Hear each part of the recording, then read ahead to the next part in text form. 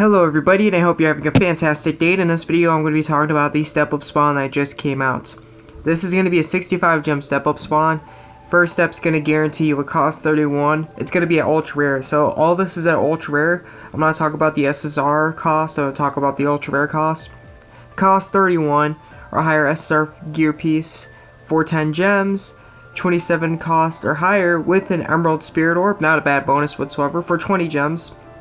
And then for 35 gems, you're getting a guaranteed cost 28 or higher SSR monster instead. So that's going to be actually at 33 costs. So just like before, like all the previous spots they had before, it's going to be a 33 cost maximum.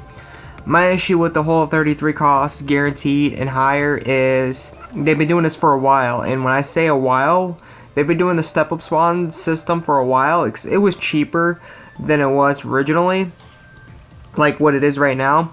But they've been doing 33 cost ever since 35 cost was the highest. So in other words, if they're going for as high as 37 cost, it'd be so much more preferred if you went 35 cost, because that would be a lot more like worth it. Like what you've been doing for your previous step up spawns is going to be like 2 costs below the highest cost or guaranteed. Now it's just continuous, and you're just kind of like, you're not updating the maximum cost guaranteed.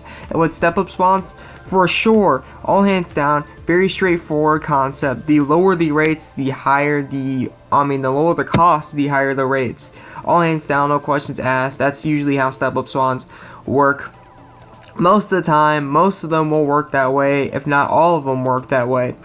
So that's an issue I have. That's the biggest issue I have, is you never even updated the actual guaranteed list. You keep it consistently at 33 cost, even though the maximum cost is getting higher and higher and higher. If you're going to keep making the cost higher, you got to adjust spawns around it and correlating to the highest cost that you got in the game, A-Team. You can't keep releasing the lowest cost that was like the lowest cost for some of these spawns like half a year ago or something like that. But anyways, moving on from there, this is going to be an all-win step up spawn.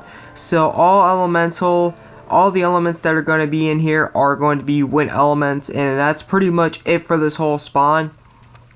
The monsters are going to go as low, well, the armors and weapons, 32 cost armors, 31 cost weapons. Keep in mind, not all of these have reflection reduction. Some of these have heal up, some of these will have reflection reduction, so keep that in mind. The boy set looks like it has reflection reduction, the rest looks like it has heal up. You want to check this out, you can, but I prefer, if you really want this stuff, if you are more of a free to play, yes, this is going to be more recommended if you're looking for win gear. But if you could spend, I would recommend doing this one instead.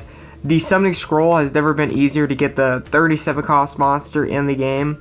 I'm sure there will be some random occasion where having an Oxy is going to be helpful. Besides right now, in this win banner stuff, like the gear right here, the win gear they have right here is absolutely phenomenal. The second best type of win elemental gear you can get in the game. The reason I'm saying that is because there's a free-to-play version right now that's out right now. I mentioned this before, but like this is the issue I have with A-Team as well, is when they came to the water Super United offense, they told you that it was going to give 5 elemental. This one they don't tell you. This actually gives, if you get the weapons from here, like in the petals, they actually give 5 elements. So that would right there be the best choice. These actually give 5 element each, elemental attack. Every other weapon in the game that is one element gives only 3, so that right there, very beneficial, very helpful. So those are the first best choice, or maybe the second best choice, and these right here are the first or the second best choice as well. They are literally crafted around destroying water elemental. Chance to reduce, all these have bulwark, all the armors have bulwark. Chance to reduce physical and magical damage taken. Damage reduction effect scales with your wind elemental defense. So it scales with it. The more higher it is, the more damage reduction is going to happen, and the skill activation rate is boosted against water enemies. So if you're fighting water enemies, which that's only useful for, and it's very effective against, it's going to be even boosted more. The skill rate and the actual skill, how effective the skill is, and the actual proc rate of the skill, if you fight against water enemies, is going to be outstanding. And the same for the banners, except they're more against attack. Chance to increase physical and magical attack Ability power when using an ability. Ability power scales with the wind elemental attack value of the gear you have equipped, so it's going to be based on wind elemental attack as well, and also going to have a boosted rate against water enemies. And they got like a ability that does a bit of damage, but it's also going to increase your character's wind elemental attack by 2 for, I think it's like 30 seconds. So that right there is pretty much what I'm talking about when I say like these are way more worth it as elementals than getting this gear over here, because all they offer is like the elemental defense. These offer like the ability, the gear score, and the elemental defense all in one. So that's why I'm saying it's highly recommended. Like, anyways, moving on from there, I personally, if you are really in game like myself, even though yes, my win set may be weak, let me actually show you my win set. It's actually at 24 elemental attack. I can actually replace one monster right here, be 25. But anyways, yeah, I don't have the best wind monsters, so I guess I could go for this, get better wind monsters. But I'm rocking pretty good stuff right now. I'm not going to switch out all my 36 cost max infused bows until I get something that's 35 cost or 36 cost as a wind weapon. If not, then there's no purpose, no reason, and there shouldn't be any reason why I should, technically, to be fairly honest, be switching it out for any of my max infused bows or my max infused weapons. So I'm going to leave those there.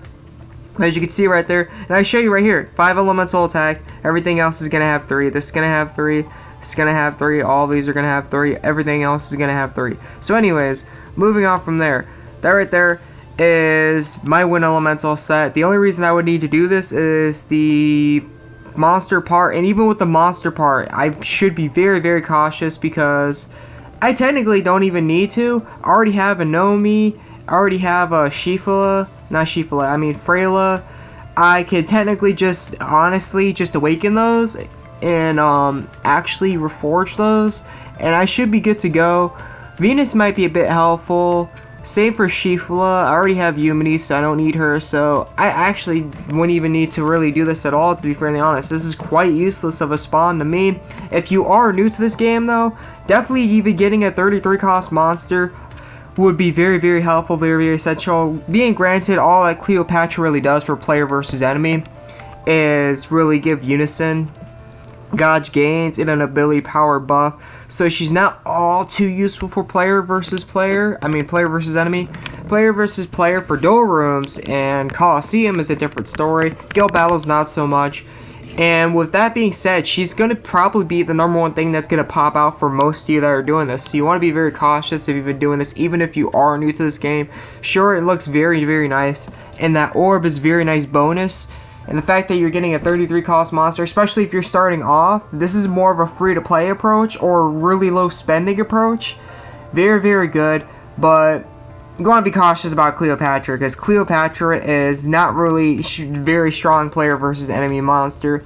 And really, when it comes to low cost, all they're good for nowadays is either player versus enemy or duel rooms and Coliseums. Definitely could be helpful in duel rooms and Coliseums. She has Prohibit, she does pretty good damage, she casts Miasma, but that's pretty much it. So be warned, be cautious of that, and everything surrounding that. So that's all I gotta say for this video. Thank you for tuning in, thank you for watching, and I hope this helped out.